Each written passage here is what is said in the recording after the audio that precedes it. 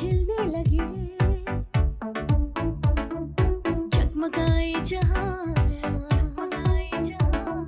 रात रुखसत हुई, आ गई फिर सुबह। Welcome again, good morning with सभी में एक बार फिर खुश आमदीद कहती हूँ। नाज़रीन, कुछ डिफरेंट सेलिब्रिटी ज़रा हट के होते हैं। मैं उनको सेलिब्रिटी कहूँ, एक आइकॉनिक पर्सनैलिटी कहूँ, एक ऐसी शख्सियत कहूँ जिन्होंने हल्के फुल्के अंदाज में बहुत सारे इश्यूज़ को फ्रंट पर लेकर आए और घरेलू जो हमारे अक्सर जो अदालतों तक लेके जाते हैं, अदालत से ऑफ कोर्स उनका रिलेशन है और बड़ा ऑथेंटिक है, रिलायबल है, लेकिन उन्होंने उसको भी लेके चले और उन तमाम इश्यूज़ को जो उन्होंने देखा मद्देनज़र रखते हुए कि तमाम घरों में या जो फैमिलीज़ में डिस्प्यूट होता है या कोई भी मामलात होते हैं, और मैं ये कहूँगी कि अदालत को स्क्रीन तक बड़े अच्छे अंदाज में, पॉजिटिव अंदाज में लेकर आए। और वो एक ही पर्सनैलिटी है, पाकिस्तान की one and only one personality, और वो है बैरिस्टर ख्वाजा नवेद अहमद साहब। अस्सलाम वालेकुम। कैसे हैं आप? मैं इनका एक प्रोग्राम बड़े ज़ौक़ शौक़ से, मैं कहूँगी बचपन से, गलत बात होगी, इनका एक शौक़ से बड़ा प्रोग्राम देखती थी, वो ख्वाजा नवेद की अदालत। ये एक ऐसा प्रोग्राम था जो मजबूर हो जाते थे कि हम देखते थे कि अदालतों में होता क्या है। इन्होंने वो अदालतें जो उधर हैं उनको अपने स्क्रीन तक हर घर में पहुंचा दिया और हल्के फुल्के अंदाज में इश्यूज को हाईलाइट किया कि ये नहीं होना चाहिए, उसके बाद क्या प्रॉब्लम आ सकती है, आपके पास कौन सी दफाएं लग सकती हैं, कौन सी प्रॉब्लम आप फेस कर सकते हैं। सर, एक बार फिर गुड मॉर्निंग विद सभी में आपको बहुत शुक्रिया सभी, thank you for inviting me. मुझे बड़ी खुशी हो रही है माशाल्लाह, और आपका प्रोग्राम भी बहुत पसंद आया। It's very good, thank you so much. अक्सर मैं इनके साथ कम्युनिकेशन में रहती हूँ। जी जी सर, योर इंस्पिरेशन, मेरी आप इंस्पिरेशन है। मैं आपके साथ हमेशा एक अच्छे कांटेक्ट में रही हूँ, सलाम दो हमेशा रखी है और आपने हमेशा मुझे रिप्लाई किया, मुझे बहुत अच्छा लगा। ये आप सीनियर है हमारे से। अच्छा, आप मीडिया पर्सन भी हैं। ऑफ कोर्स मैं ये कहूँगी कि एक बैरिस्टर, ठीक है, आपका एक जॉब, वो मेरा पेशा है, जॉब है, लेकिन आप मीडिया पर्सन है, तो फैमिली मीडिया पे बहुत ज्यादा काम किया है। जी माशाल्लाह, इन्होंने एज अ, मैं इनको मैं कहूँगी एज अ एंकर जर्नलिस्ट बहुत अच्छी इन्होंने एंकर पर्सन है हमारे साथ, और इन्होंने स्क्रीन को बहुत अच्छे तरीके से यूज़ किया, ये मैं कहूँगी पॉजिटिव थिंग में। ये आपको क्या सोच आई कि आपने इस प्रोग्राम को, अच्छा एक नहीं, इन्होंने बहुत लंबी सीरियल लगा के चली, कई साल चला, कई साल वो चला है भाई, ये क्यों, ऐसा क्या बात? बस वो इतना पॉपुलर हो गया था, उसकी रेटिंग इतनी ज्यादा, अभी भी आप देखें यूट्यूब पे डाल दिया उन्होंने जी, तो एक पे कितने कितने लाख के व्यूशिप है और वो यूट्यूब के ऊपर आ रहा है, जबरदस्त। आपने इस ऑफ कोर्स आप वहाँ केसेस देखते थे, फिर वो आप यहाँ पर टॉपिक उनको स्टोरी शेयर करते थे? असली केसेस थे, सिर्फ बंदे हम इम्पर्सोनेट, पहले हमने कोशिश की थी कि सेम बंदे मंगाएं। एक पार्टी आ जाती थी, दूसरी पार्टी एंड टाइम के ऊपर जो है ना, वो अपना मोबाइल बंद कर देती थी और आते नहीं थे, झूठ बोलते थे कि रास्ता नहीं मिल रहा, ये नहीं मिल रहा। हम 1.5 घंटा वेट करते रहते थे। सेट लगा हुआ है, अब आपको पता है सेट में कैमरा मैन, लाइटें, हर बंदा होता है, तो वो पूरा प्रोग्राम फेल हो जाता था। फिर हमने उस वक्त हम ज़बरदस्ती किसी कैमरा कैन को कोट पहना के दूल्हा बना देते थे, किसी नीचे वो मेकअप का रूम था, वहाँ से 2 लेडीज पकड़ लाते थे, किसी को दूल्हा की माँ बना देते थे। फिर हमने कहा जब ऐसे इमरजेंसी में बनाना है तो उससे बेहतर है कि हम पहले से ही बना लें। अच्छा, इसमें एक और चीज़ आपने बड़ी पॉजिटिव की कि बहुत सारे नए जो आर्टिस्ट बनना हमारी चाहते हैं शर्त ये थी कि हाँ के पहले कहीं काम ना किया हो। अच्छा, उनको दोबारा रिपीट भी नहीं करते थे? नहीं, कभी नहीं किसी किया। अच्छा फेमस आर्टिस्ट को नहीं बुलाते थे, पता चलता था ये और रियल लगता था कि वाकई में ऐसा रियल थे, रियल अच्छा थे। इसमें आपके मेरे ख्याल में वो नवेद बलेकिया का बड़ा अच्छा रोल था कि बहुत सारे लोगों को वो बुलवाता था। मुझे भी अक्सर कॉल आ जाती थी, सभी कोई हो तो बताना, जो एक्टिंग करने बंदे जमा करने की ड्यूटी उसकी थी। और एक माशाल्लाह, खातून बहुत भी थी, सीनियर वो डायरेक्टर प्रोड्यूसर हो गए माशाल्लाह से, बहुत ऊपर। देखिए ये अच्छा है, ग्रेजुअली जो काम करते हैं वो एक अच्छे तरीके से आगे परफॉर्म करेंगे, ये बड़ी अच्छी बात है। टीवी वन का एक अच्छा इनिशिएटिव था, हमारे पाकिस्तान का चैनल है, और आपने उसका एक पॉजिटिव इस्तेमाल किया, ये बड़ी अच्छी बात है। आपको कैसा लगता है कि लोग आपको ख्वाजा नवेद के, मैं भी उनसे ही जानते, तो मैंने तो नाम भी इनका पूरा भी मैंने कहा अच्छा ये उन्होंने कहा ख्वाजा नवेद की अदालत, ये नाम आपने क्यों रखा? ये हुआ ये कि जब ये ताहिर खान साहब मालिक थे टीवी वन के, ये मेरे बड़े पुराने दोस्त भी थे और क्लाइंट भी थे। अच्छा, उन्होंने जब उनको चैनल मिला तो उन्होंने मुझसे कहा कि ख्वाजा साहब आप मेरे चैनल के लिए भी कोई लॉ रिलेटेड प्रोग्राम करें। तो हम बैठ गए सोचने के लिए। कि क्या प्रोग्राम होना चाहिए। उस जमाने में एक वकील साहब आते थे ARY पे, वो 2 वकीलों को बिठा लेते थे, उनसे सवाल पूछते थे कि सर ये गिफ्ट डीड कौन कर सकता है, कैसे बनती है, टेक्निकल किस्म के सवाल, बेसिकली लोगों को नॉलेज देने के लिए। सर ये इसके ऊपर ट्रांसफर डीड पे कितने टिकट लगते हैं, ये कहाँ पर होती है, इस तरह की मालूमात। मैंने कहा सर इस तरह का काम, मैं इतना सीनियर आदमी हूँ, I will not do it. ये तो कोई मुझसे पूछे तो मैं बताऊँ, ठीक है, तो ये नहीं बनेगा प्रोग्राम। अच्छा, अब वो बहस लंबी होती जा रही थी, कोई आइडिया समझ में नहीं आ रहा था कि क्या करें। मुझे जाना था सिंध क्लब में लंच पे, अच्छा, लेट हो रहा था, तो मैंने कहा कि बस बात ख़त्म करने के लिए मैंने मजाकन कहा कि आजकल प्राइवेटाइजेशन का ज़माना है, हाँ हाँ, अपनी अदालत खोल लेते हैं। मैंने मजाकन कहा, तो मैं कह के उठ गया, अपनी अदालत। मेरे पीछे पीछे ताहिर खान साहब आ गए, उन्होंने कहा यार उसका नाम भी रख देते हैं ख्वाजा नवीद की अदालत। वाह, अब आगे देखे ये कैसे मौजज़ा हुआ। सही, बात करके मजाक में आ गए, कोई प्री प्लान नहीं था, कोइंसिडेंस सब कुछ होता चला जा रहा था। मजाक में ऐसे बात हुई और हो गई। वो आ गए, लिफ्ट के पास आ गए, कहने लगे कि उसका नाम भी रखते हैं ख्वाजा नवीद की अदालत। 2 दिन के बाद मैं दोपहर का टाइम था, ऑफिस में बैठा, तो मेरा वो मुंशी कहते हैं हम लोग, कोर्ट क्लर्क, वो मेरे चैम्बर में आया, कहने लगा कि सर 5-6 लड़के लड़कियां आए हैं, कहते हैं कि ख्वाजा साहब से मीटिंग करनी है, हमें ताहिर खान साहब ने भेजा है। अच्छा, मैंने कहा बुला लो सबको। वो बच्चे कंप्यूटर उठा के, यंग बच्चे थे 5-6। तो मैंने कहा बेटा आपने कभी अदालत देखी है? कहने लगे नहीं, सिर्फ फिल्म में देखी है। मैंने कहा और कोई इस तरह तजर्बा है? कहने लगे नहीं। तो मैंने कहा मैं जो बातचीत करूंगा आपको तो मेरी बात समझ नहीं आएगी, ऐसा करो, मैंने अपने मुंशी को कहा कि ऐसा करो 8-10 फाइलें निकालो, अच्छा, करंट केसेस। ठीक है, मैंने कहा बच्चों ये ले जाओ, इनको स्टडी करो और 2 दिन के बाद आप मेरे पास आओ, फिर जब मैं बातचीत करूंगा तो आपको मेरी बात समझ आएगी। अच्छा। तो मगर इनको पूरा पढ़ कर आना और गुम नहीं करना। वो ये हुआ जी कि वो 2 दिन के बाद वो आ गए बच्चे। अच्छा। उसी टाइम पे 3-3:30 बजे दोपहर को एक लड़के ने अपना कंप्यूटर लैपटॉप खोला, ओके, वो आगे रख दिया मेज के आगे, कहता है सर ये देखे ये अदालत है, ये आप बैठे हुए हैं ये ऑडियंस बैठे हैं। मैंने बड़ा पसंद किया। उसके बाद वो उनसे सवाल जवाब किए, वो पढ़ कर आए थे। खैर एक केस था हमारे पास, यहाँ एक लेडी डॉक्टर थी किसी बड़े हॉस्पिटल की, अच्छा, उसका मियाँ जो था वो इंजीनियर था, तो वो सेपरेशन के लिए हमारे पास आई हुई थी, डिवोर्स के लिए। तो केस चल रहा था हर पेशी पे, she was very pretty girl.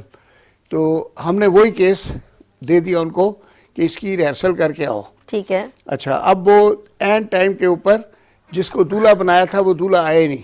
अच्छा, तो मैं अपने साथ ले गया था अपने जूनियर को, क्योंकि वो हमारे दफ्तर क्या सीन हो जाते हैं। आगे सुनो, वो चूंकि हमारे दफ्तर का केस था, अच्छा, वो बच्चा लॉयर था, अच्छा, तो वो सारा उसने पढ़ा हुआ था, रोज प्रैक्टिस करता था। और वो लेडी डॉक्टर आती थी हमारे दफ्तर में, अच्छा, तो सारा दिन कहानियां सुनाती थी और वो बहुत खूबसूरत थी। वो यंग लड़के वैसे चिमट जाते थे उसको, तो उसको केस बहुत तैयार था।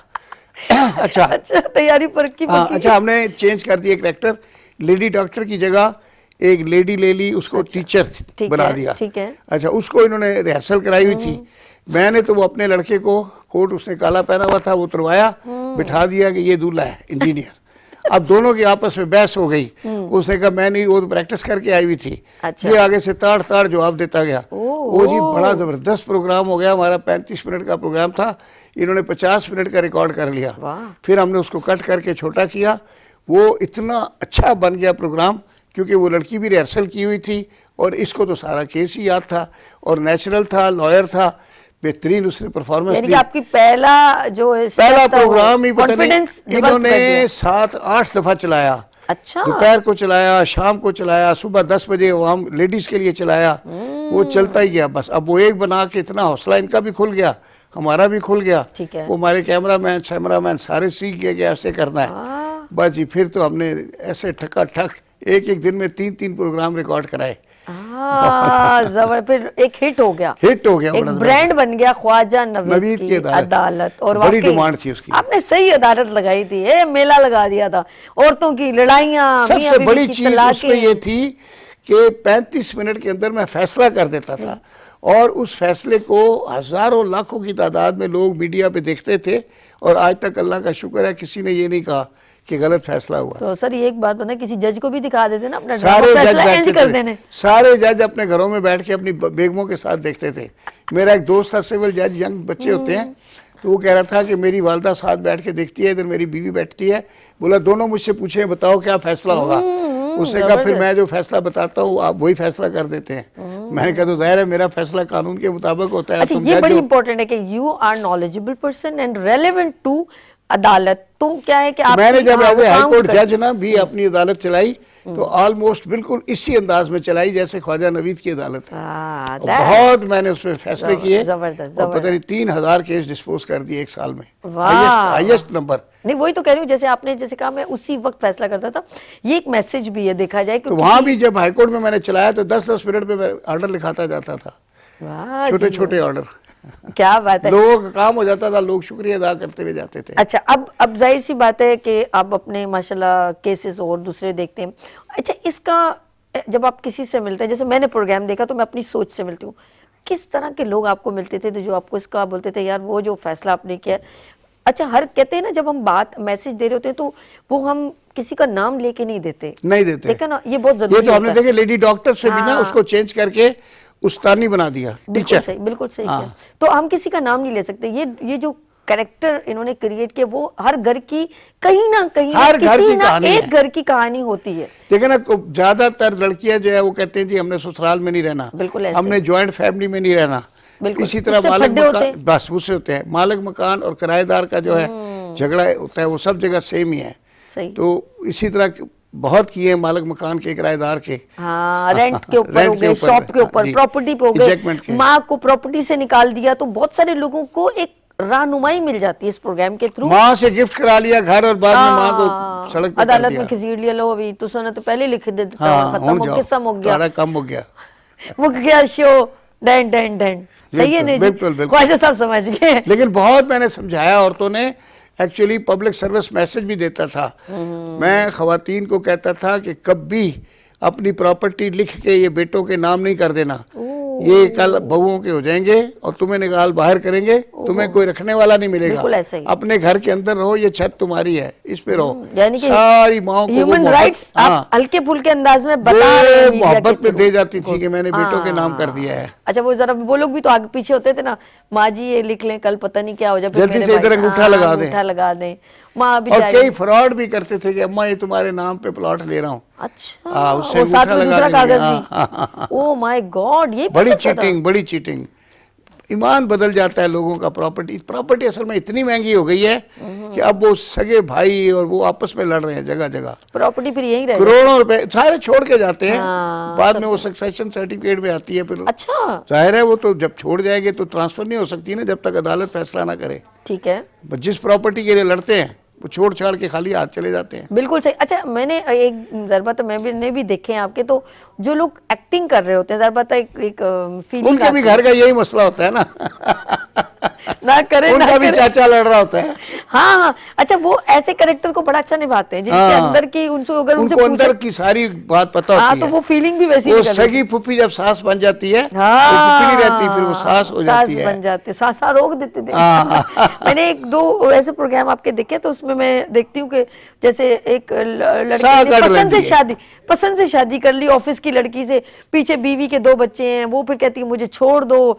फिर वो कहते हैं जी मैंने इस लड़की की जो ये गरीब थी मैंने ऑफिस लड़की को पसंद से शादी कर ली, तो वो मैं रख सकता हूँ। वो कहती भाई मेरे खर्चे पूरे नहीं होते। वो एक लड़ाई बड़ी लगी। अभी बड़ा मजा आया। अभी पिछले हफ्ते मेरे पास केस आया। अच्छा, इधर ही गाड़ी खाता में वो औरत है, टीचर है, खुद कमाती है। अच्छा, उनका पगड़ी का फ्लैट उसके बाप का था, वो उसको दे गया। ठीक है। तो जिससे शादी की हुई थी मियाँ से, हाँ, वो उस पगड़ी के फ्लैट में मुफ्ते में रहता रहा। अच्छा, एल गाड़ी खाता लाइट हाउस सनवे के सामने, हाँ। सेंट्रल प्लेस है। 20 साल तक वहाँ रहा, बैंक में था। अच्छा। बैंक में अब ऊपर ओहदे पे चला गया तो वहाँ कोई नीचे सेक्रेटरी मिल गई, असिस्टेंट, और जनाब अपनी बीवी को भूल के चले गए। अब सेक्रेटरी का घर है गुलशन इकबाल में, अब उसके घर में रह रहा है। मैं क्या इसको घर में ही रहना है किसी के। अच्छा, एक बात मैं कहते हैं कि हमारा ज़रा पता है, हम मुसलमान, हमारी जो अदालतें हैं वो कुरान का निज़ाम और इस तरह सब कुछ आपके भी होंगे, कुछ बनाए होंगे असूल। तो हम लोग अक्सर ज़रा कहते हैं कि इस्लाम में 4 शादियाँ जायज़ हैं, उस पे नहीं रहते, लेकिन हम ख़वातीन को भी गुनाहगार कहते हैं कि आप हमें मना कर रही हैं।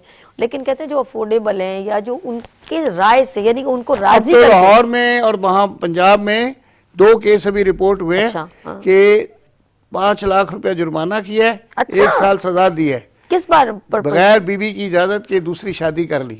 ओके।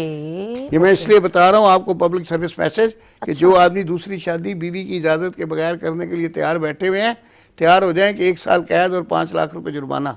1 साल के। लेकिन एक बात बताऊं कि मैंने पिछले दिनों सोशल मीडिया पे इतना वायरल हो रहा था कि गवर्नमेंट ने इजाजत दे दी है, आप जैसे आप बीवी नहीं बोलेगी, आप शादी कर सकते हैं कि नहीं, कोई गवर्नमेंट ने इजाजत नहीं दी। अच्छा, ये फंसवाने ऐसे ही ऐसे बीवियों को बरगलाते हैं। ओके, अगर केस कर दिया जाए तो विदाउट परमिशन जो शादी करेगा, नाज़रीन ये मेरी नॉलेज में इजाफा कर दिया हाँ बिल्कुल। ओ माय गॉड, यानी 1 साल आपको जेल की 1 साल जेल की चक्की पीसनी है, 5 लाख रुपए जुर्माना, ज्यादा भी हो सकता है। और अगर 5 लाख ना दिए तो फिर मजीद चक्की की पीसनी है। अच्छा, फिर मजीद चक्की पीसनी है। ओके, यानी कि टेक अ डिसीजन कि आपने अगर कोई ऐसी छुप छुपा के हरकत की है, मतलब देख लो कि शादी में उतना मजा नहीं है जितनी तकलीफ है।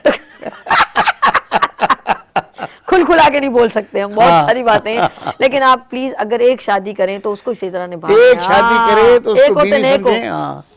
एक होते नेक हो, वरना जरूरत ही नहीं। बिल्कुल ठीक अच्छा, है। इस तरह के बहुत सारे, मैं आपके साथ एक बड़ा प्रोग्राम करूंगी भाई, आपने ना आज अच्छा, एक दिन मुझे एक लड़की का फोन आया मली से। अच्छा, उसने कहा कि आप देखिए हमेशा लड़कियों के हक में फैसले करते हैं, तो लेकिन आप ये देखें लड़कियां भी कितना जुल्म करती हैं। अच्छा, उसने कहा मेरा भाई बेचारा अच्छा, छोटी सी तनख्वाह वाला आदमी है, उसने कितने साल पैसे जमा करके उसने शादी की। अच्छा, और शादी की तो वो लड़की जो थी 1 महीना रही, हाँ, तो वो सारा जो हमने बरी का सामान जेवर लिया, सारा लेके भाग गई और उसने तलाक का केस खुला का दाखिल कर दिया कोर्ट में।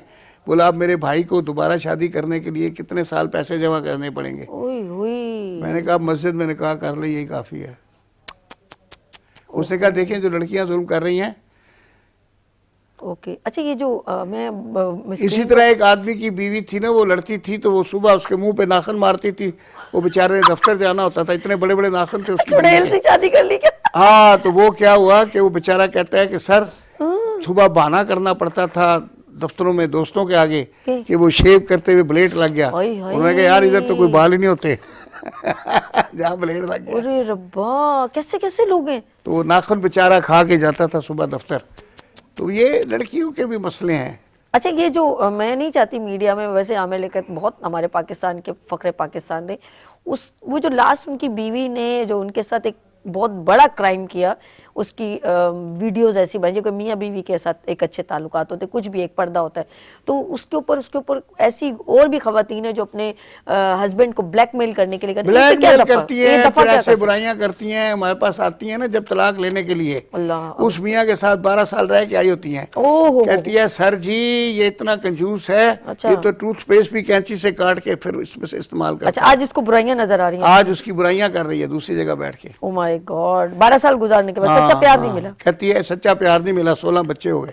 उमर शरीफ कहता था ना सच्चा प्यार नहीं अल्लाह मिला। बख्शेगा। वो बिल्कुल ऐसे ही है, बिल्कुल ऐसे। मेरे 11 बच्चे हो गए, अभी तक मुझे सच्चा प्यार नहीं मिला। इनको ये यानी कि 12 साल बाद वो उसको महसूस हो रहा है कि मैंने एक कंजूस बंदे से शादी की। और वो टूथपेस्ट काट के उसको इस्तेमाल करता है।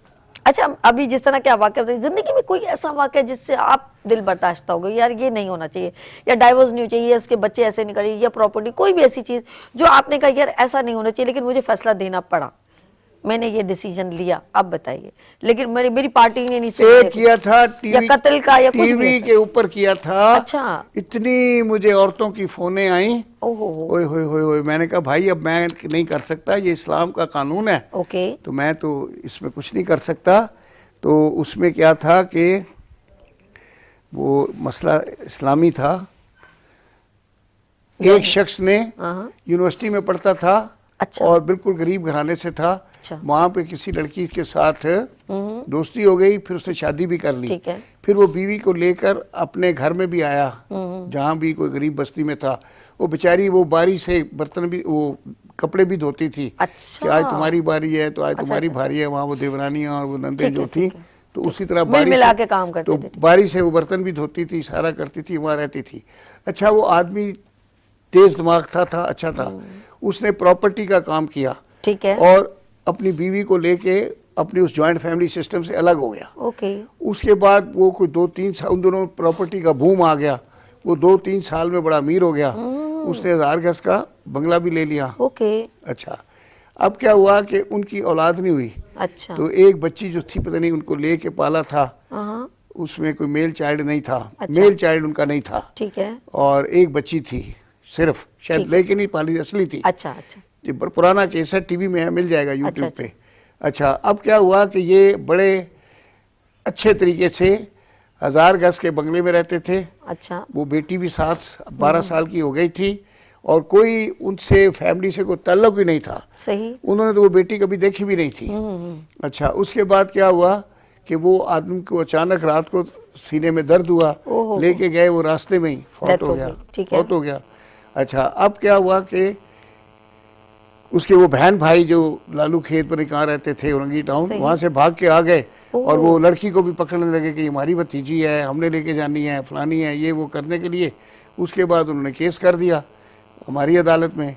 अब इस्लाम का कानून ये है, सुन्नी मुस्लिम लॉ में, ओके। कि अगर आपका कोई मेल चाइल्ड नहीं है तो बीवी को जो अपना हिस्सा है वो मिलेगा, और जो बेटी है उसको मिलेगा, और बकाया जो शेयर है, रेजिड्यूरी शेयर, अच्छा वो मरने वाले के भाइयों बहनों को, अगर वो सारे मर गए हैं तो Oh my फिर God. भतीजों को मिलेगा। अच्छा। तो वो सारे हिस्सा लेने के लिए आ गए शाबाश है। जी। ये तो वो 1000 गज के मकान में, जबकि उनको उस भाई की जिंदगी में कभी उसमें एंटर होने की इजाजत नहीं थी, उसके बाद अब वो उसके मरने के बाद वो हिस्सा लेने आ गए, रेजिड्यूरी शेयर। वो मैंने शेयर दिया, जिसमें लोगों ने, खवातीन ने बड़ा प्रोटेस्ट किया, बड़ी लान तान भी की। मैंने कहा बीबियो, ये मेरा फैसला नहीं है, ये इस्लाम का कानून है, मोहम्मदन लॉ है, मोहम्मदन लॉ के तहत रेजिड्यूअल शेयर उनके भाइयों भाइयों को देना है।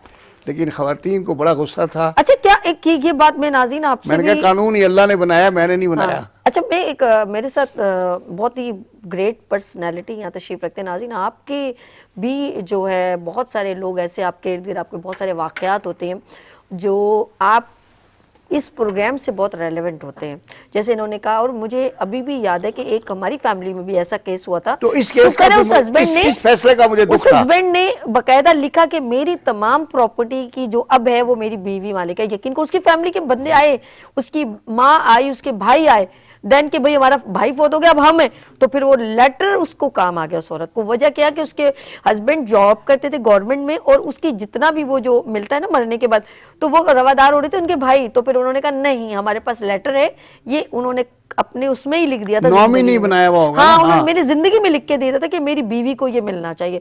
ये उसकी वो हो गई, वो इतनी रोई, कहती है शुक्र है मेरे शौहर ने, वरना ये सब कुछ मुझसे अच्छा जिम्मेदार छीन आदमी लिया। था। हाँ, वो छीन तो लेते। दफ्तर वालों ने फॉर्म दिया होगा ना, भर दो, उस फॉर्म के अंदर उसको नॉमिनी किया उसने होगा अपनी नॉमिनी बीवी को। कर दिया।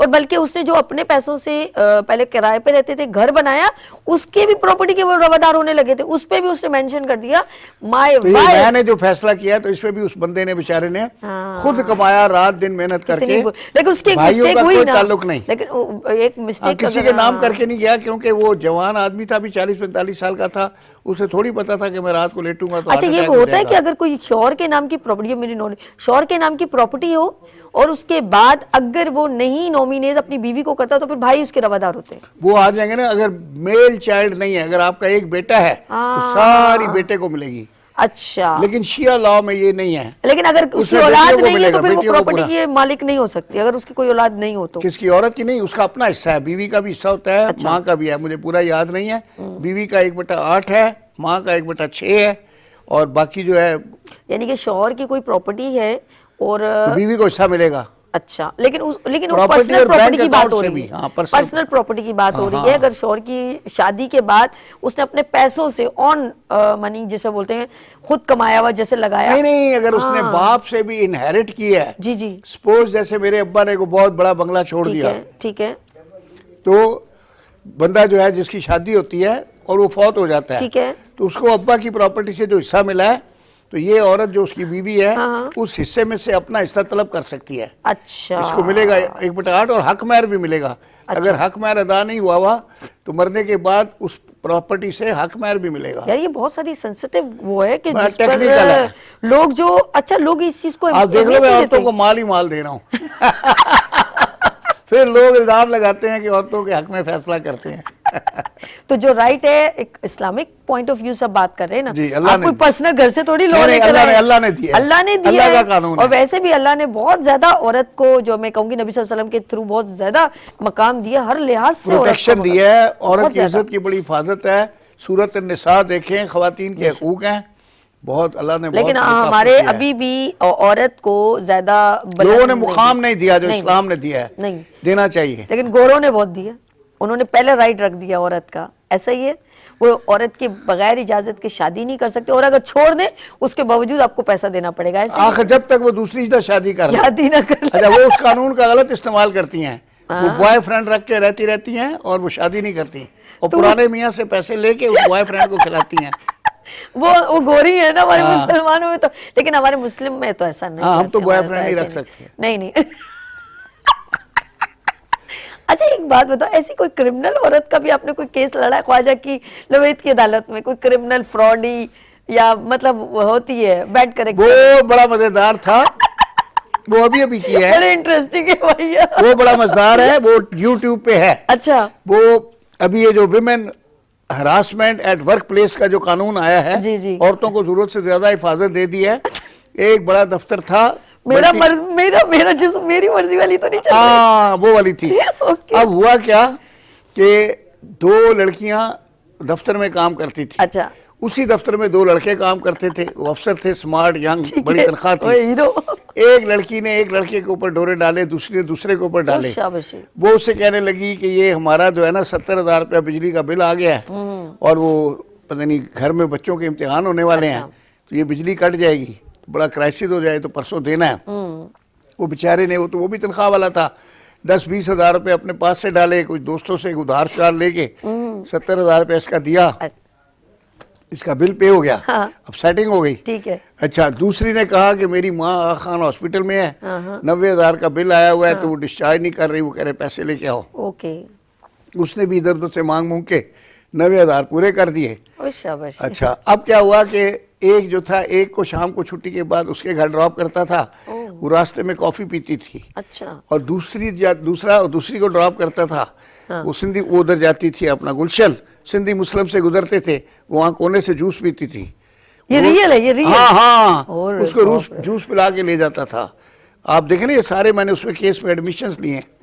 उसके बाद क्या हुआ कि अब वो उन्होंने उनको रिश्ता भेज दिया। अरे उनका सेटिंग हो गई है, अब रिश्ता भेजा, तो उन्होंने उठा के शिकायत कर दी दफ्तर में कि हमारी हरासमेंट हो रही है एट वर्क प्लेस। अच्छा। उन्होंने उठा के दोनों लड़कों को नौकरी से निकाल दिया। शाबाशी। ये भी हो रहा है। आप कह रहे थे अच्छा, क्रिमिनल, एक और ये क्रिमिनल तो नहीं थी, लेकिन माइंड अच्छा, क्रिमिनल था। ये लास्ट में आपसे एक 70,000 खा गई, एक 90,000 खा गई, और नौकरी से भी बेचारों को ये निकलवा केस, दिया। इस तरह के मैं केसेस बहुत सुनती हूँ कि वो कहते हैं यार पता नहीं उसने क्या किया, मैंने अपना सब कुछ लुटा दिया, ये भी दे दिया, अब बीमार चल रहा हूँ, मेरे पे कुछ असरात हो गए हैं, उस औरत ने ये करवाया। पहले आप उसकी जादू मोहब्बत कर की दिया, grip, हाँ, जादू में खुद आते ये हैं। रियल में बता रही हूँ, पिछले साल की रमजान में कहता मैंने है किसी से तवीज़ story- हो गए हैं। हाँ, और अच्छा वो शादीशुदा थी, मैंने रैम खाया, अच्छा खुद यंग वो बहुत ज्यादा, उसके बच्चे भी हैं, फिर आप इतने इंस्पायर हो गए कि मैं उससे शादी करने पे राजी हो गया था, मैं उस पे इतना लुटा दिया, उसके बाद उसने मुझसे जो है चीटिंग करी। अच्छा एक और चीज, मैंने हमारे कराची में 2-3 ऐसे केसेस हुए कि औरत ने मर्द के टुकड़े टुकड़े कर दिया, वो सेकंड शादी की, और फिर उसने जब उसको देग में पका दिया, तो बाद में ये कहती है कि वो मेरे बच्ची पे गलत नजर रखता था, और बाद में पता चला उसका भी किसी और से अफेयर चल रहा है। तो ये इकदाम एंड में उस औरत को क्या मिलता है जो इस तरह के इकदाम करती है, जो टुकड़े टुकड़े ये तो करके? क्रिमिनल केस है और बहुत एक्सट्रीम है कि टुकड़े करके और फिर उसको पका भी रही है, उस गोश्त को, पता नहीं क्या, ये मैंने नहीं, वो सुना है। अगर ये कहती कि मेरी बच्ची पे गलत नजर रखते हो, तो उसका हल ये थोड़ी है कि आप उसको टुकड़े नहीं, कर दो। बच्ची पे गलत है, वैसे छुरी मार दो उसको, ये कर दो, पुलिस 15 पे पुलिस बुला के उसको हवाले करा दो, बस ये पुलिस टुकड़े से ले करना। जाएगी उधर, पुलिस पे नजर रखेगा। यानी कि ये गलत है, इसका मतलब है। ओके, चले जी, मैं ऐसे बच्ची पे नजर हो तो 15 पे फोन करे, पुलिस बुलाए, पुलिस लेके चली जाएगी बंदे को। दम ना करें, नहीं नहीं नहीं, फिर वो SHO पे नजर रखेगा। क्या तो नहीं रहा, ख्वाजा साहब एक बात बच्ची बताऊं? से नजर हट जाएगी। आपने ना कसम से देर की मुझे बहुत, आप आइंदा ऐसा ना करेंगे ना तो मैं आप पे केस कर दूंगी, अरे, पक्का सही है ना? तो मैं इनके ऊपर दफा कौन सी होती है वो फांसी की सजा वाली, बताए 302? 302 ही होती है। 302 होती है जी, मुझे वो इतना- तो वैसे ही आप नजरों से ही कत्ल और कर 104 देती कौन हैं। सी होती है? हैं? 104 वाली कौन सी? 104 कोई नहीं, 107-17 होती है, अरे अरे नुक्से अमन। अरे अरे बाप रे बाप, ऐसे ही मैंने नंबर लगा दिए। हाँ, जो मर्जी बोल दो। कहती नंबर 804 804 804 भी। अच्छा जी, ये उसका तो भी काम उतर गया, उसका भी चलेगा। काम, ये तो है कि हमारे मुल्क का। अच्छा, मैं अपने पाकिस्तान के जो लॉ हैं, जो है लोग, इसके ऊपर हम लोग नेक्स्ट प्रोग्राम में डिस्कस करेंगे। लोग अभी भी सेटिस्फाई नहीं होते, कहते हैं कि यहाँ पर अभी भी वो कानून चल रहा है जो कहते हैं जिसकी लाठी उसकी भैंस। ये तो है ना। मैं आपसे इसके ऊपर डिटेल में ख्वाजा साहब बात करूंगी, लेकिन जाते जाते क्योंकि आपसे तो इतना मजा आ रहा है, लेकिन मजबूर हो गई हूँ। आप आए हैं अपनी अदालत से लेट, तो आपको थोड़ी सी पनिशमेंट ये है कि आपको हमें यहाँ पे खुदाफिज कहना पड़ेगा, लेकिन हम इसको कंटिन्यू करेंगे। रियली मुझे इतने टाइम में बहुत मजा आया। रियली आई एम वेरी, अच्छा मैं वैसे ही इंस्पायर थी, अब डबल इंस्पिरेशन मिल गई। इतना हैपनिंग्स में वो गुजरा और गुफ्तगू कहते हैं कि वो निकली जा रही है। अच्छा ये कैमरा मैं चाहूंगी जाते जाते खूबसूरत सा नाज़रीन को मैसेज, आप खुद मुस्कुराते हैं, नाज़रीन को क्या मैसेज? बस जी खुश रहें, एंजॉय करें और ये सभी अरशद का प्रोग्राम को स्पॉन्सर करें। और बहुत ज़बरदस्त प्रोग्राम है और बहुत मेहनत करती है ये लड़की और बड़ी जल्दी इसने तरक्की की है। मेरे सामने देखते ही देखते इतनी बड़ी एंकर बन गई है माशाल्लाह। इतने बड़े प्रोग्राम की होस्ट है और इसके एक इशारे पे हम भाग के आ जाते हैं। So sweet, मैं सदके जावा इतनी सोनिया गल्ला करी। मैंने कहा नाजरीन को मैसेज दे, इन्होंने मेरी आपकी मोहब्बत का बहुत शुक्रिया, लेकिन ये अभी तो पार्टी शुरू हुई है आपके साथ। नाज़रीन मैं आपका शुक्रिया करती हूँ, आपका आने का बहुत शुक्रिया, दिल की गहराइयों से शुक्रिया करती हूँ सर। शुक्रिया आपने बुलाया। लेकिन नेक्स्ट टाइम पे आइयो तो मैं खफा हो जाऊंगी इंशाल्लाह। ओके जी, ये एक थोड़ी अपनेस, क्योंकि इन्होंने अपनायत मुझे इतनी दी है कि मुझे लगा ही नहीं कि मैं इनसे बहुत दिनों बाद मिल रही हूँ। इनका प्रोग्राम बड़ा ज़बरदस्त है और देखें कभी कभी हम हल्के फुल्के अंदाज में बहुत सारी बातें कह जाते हैं जो हम शायद आपको पॉइंटेड करके ना कह सकें। इन्होंने भी एक ऐसा बेड़ा उठाया था और उसको आज तक हम, मेरे ख्याल में आने वाली नस्लें भी उससे बहुत कुछ सीखेंगी। बहुत सारी ख़वातीन जो क्रिमिनल केसेस में इन्वॉल्व होती हैं और जो लोग अल्लाह न करे जिनके दिमाग में ये फतूर चल रहा होता है, वो इस तरह के प्रोग्राम से जो है मुस्तफ़ीद हो सकती हैं और समझ सकती हैं कि ऐसा कुछ नहीं करना चाहिए जो हमारे लिए नुकसानदेह हो। हल्के फुल्के अंदाज में मैं बहुत सारे इंडियन भी बहुत सारे प्रोग्राम्स देखते हैं, लेकिन मैंने जो इनका प्रोग्राम देखा है, जिस अंदाज में ये हमारे प्रॉब्लम्स का इमेज हम तक पहुंचा रहे हैं और कह रहे हैं सेफ साइड क्या है, उसको अपनाइए। कोई ऐसा काम ना करें जिससे आपको फिर जब जज फैसला करता है उसको फिर आपको भुगतना पड़ता है। वो ना सिर्फ आपकी ज़िंदगी को डिस्ट्रॉय करता है, आप आने वाली नस्लों को डिस्ट्रॉय करता है। तो लेट्स सी ये हल्के फुल्के अंदाज में जो हम देखते हैं ख्वाजा नवेद की अदालत, नो डाउट आउटस्टैंडिंग प्रोग्राम है, हमारे लिए एक मैसेज है। लेट्स सी, अपना बहुत ख्याल रखिएगा, फिर मिलेंगे उभरते सूरज की तरह। अल्लाह हाफिज़। फूल खिलने लगे, जगमगाए जहां, रात रुखसत हुई, आ गई फिर सुबह।